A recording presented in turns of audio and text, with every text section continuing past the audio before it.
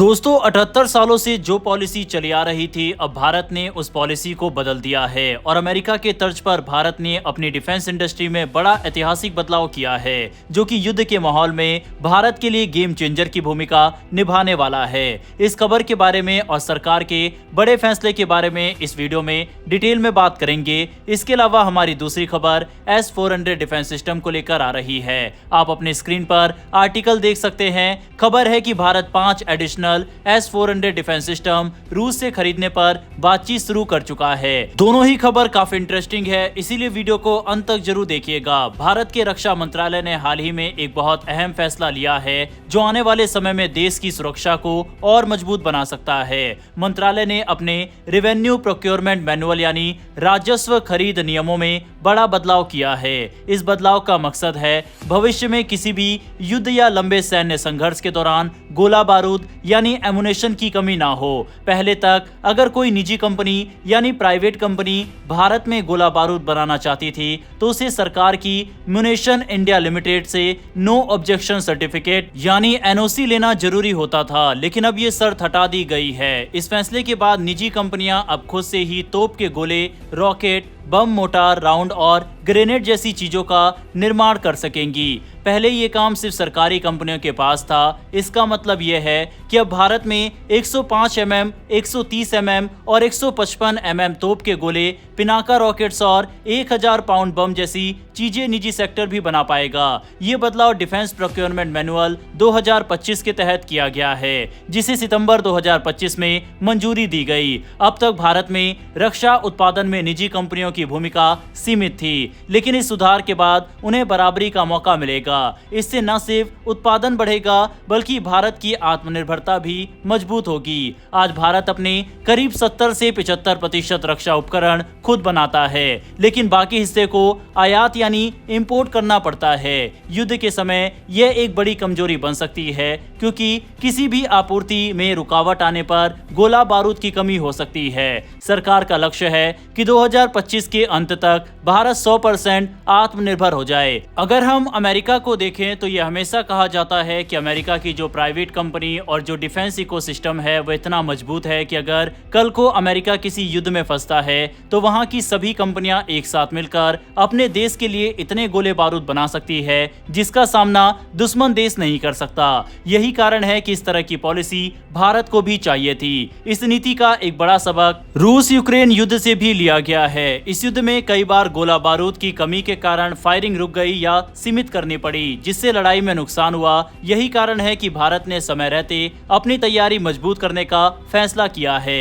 भारत में अभी भी कुछ क्षेत्रों में उत्पादन क्षमता काफी कम है, जैसे प्रोपेलेंट्स यानी बारूद बनाने की क्षमता सेना की जरूरत से 5 से 6 गुना कम है। अगर युद्ध लंबा चलता है तो यह एक बड़ी दिक्कत बन सकती है। यही वजह है कि सरकार ने अब निजी क्षेत्र को खुली छूट दे दी है, ताकि वह बड़ी मात्रा में उत्पादन कर सके। वर्तमान में भारत का एमुनेशन मार्केट 2024 में लगभग 843 मिलियन अमेरिकी डॉलर का था, जो 2033 तक बढ़कर 1149 मिलियन डॉलर तक पहुंचने का अनुमान है। इसी दौरान भारत के रक्षा निर्यात यानी डिफेंस एक्सपोर्ट में भी 12% की बढ़ोतरी हुई है, जो 2024-25 में 23,622 करोड़ तक पहुंच गया।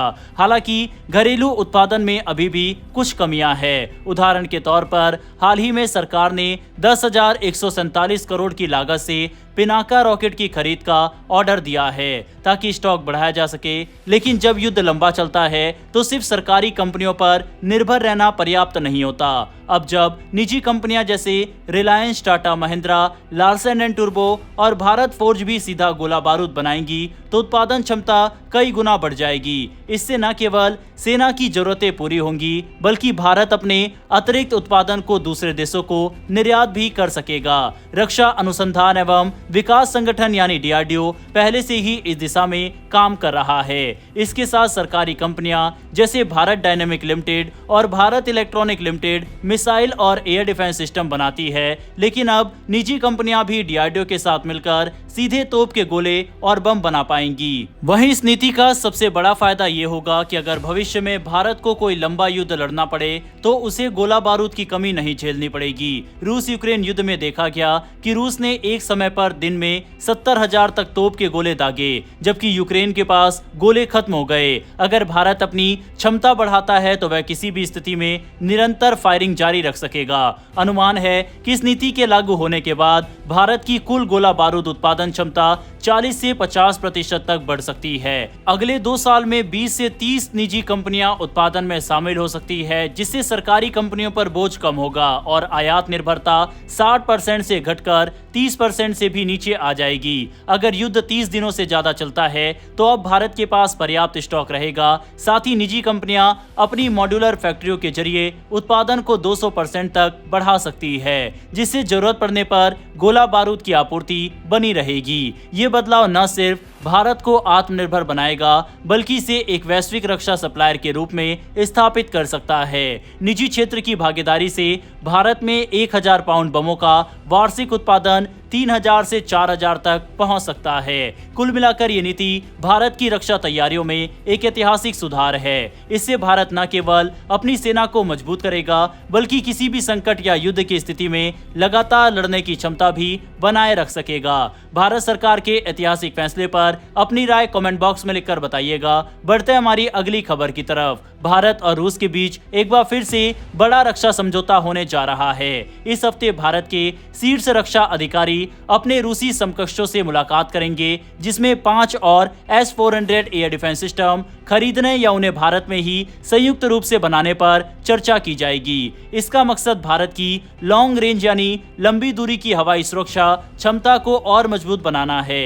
ये समझौता दिसंबर में होने वाले भारत रूस वार्षिक शिखर सम्मेलन से पहले फाइनल किया जा सकता है, जब रूसी राष्ट्रपति व्लादिमीर पुतिन भारत आएंगे और प्रधानमंत्री नरेंद्र मोदी से मुलाकात करेंगे। भारत ने पहले ही 2018 में रूस के साथ $5.43 अरब का समझौता किया था, जिसके तहत 5 S-400 सिस्टम लिए जाने थे। इनमें से 2 सिस्टम की डिलीवरी 2026 के अंत तक होने वाली है। अब दोनों देशों के बीच 5 और S-400 सिस्टम खरीदने की बात चल रही है, ताकि भारत अपने 7000 किलोमीटर लंबे समुद्री तट और उत्तरी सीमा क्षेत्र में वायु रक्षा की कमियों को पूरा कर सके। सूत्रों के मुताबिक दोनों देशों ने नए सिस्टम की कीमत पर सहमति बना ली है। कीमत 2018 के समझौते के हिसाब से तय की गई है, जिसमें हर साल थोड़ी वृद्धि जोड़ी जाएगी। चर्चा ये भी है कि 5 में से 3 सिस्टम रूस से सीधे खरीदे जाएंगे, जबकि बाकी 2 सिस्टम भारत में निजी कंपनियां रूस की तकनीक के साथ मिलकर बनाएंगी। ये समझौता सरकार से सरकार के बीच यानी गवर्नमेंट टू गवर्नमेंट डील होगा और इसके तहत भारत में ही मेंटेनेंस, रिपेयर और ओवरहॉल सुविधाएं स्थापित की जाएंगी, जिसमें भारतीय निजी कंपनियों की भागीदारी होगी। कई मीडिया रिपोर्ट्स में कहा गया था कि भारत रूस से S-500 सिस्टम भी खरीद सकता है, लेकिन अब ये साफ हो गया है कि S-500 अभी भी विकास के चरण में है और रूस ने इसे किसी देश को निर्यात करने की योजना नहीं बनाई है। भारत सिर्फ S-400 सिस्टम ही नहीं बल्कि अपनी वायुसेना को और मजबूत बनाने की तैयारी कर रहा है। भारत रूस से RVVBD air to air missile खरीदने की योजना पर भी विचार कर रहा है। इस मिसाइल की मारक क्षमता 200 किलोमीटर से ज्यादा है। इसे भारत के सुखोई 30 MKI लड़ाकू विमानों पर लगाया जा सकता है, ताकि उनकी मारक क्षमता और बढ़ सके। बहरहाल दोस्तों, इस वीडियो में इतना ही। इन दोनों खबरों पर अपनी राय कमेंट बॉक्स में लिखकर बताइएगा। साथ ही मेरी एक छोटी सी रिक्वेस्ट है कि अगर आपको ये इन्फॉर्मेशन और वीडियो पसंद आई हो तो वीडियो को लाइक करके हमारी आने वाली डेली ऐसी वीडियो के लिए नीचे दिए गए सब्सक्राइब बटन को प्रेस कर बेल आइकन को जरूर दबा लें। फिर मिलेंगे ऐसी एक नई वीडियो के साथ। धन्यवाद। जय हिंद, जय भारत।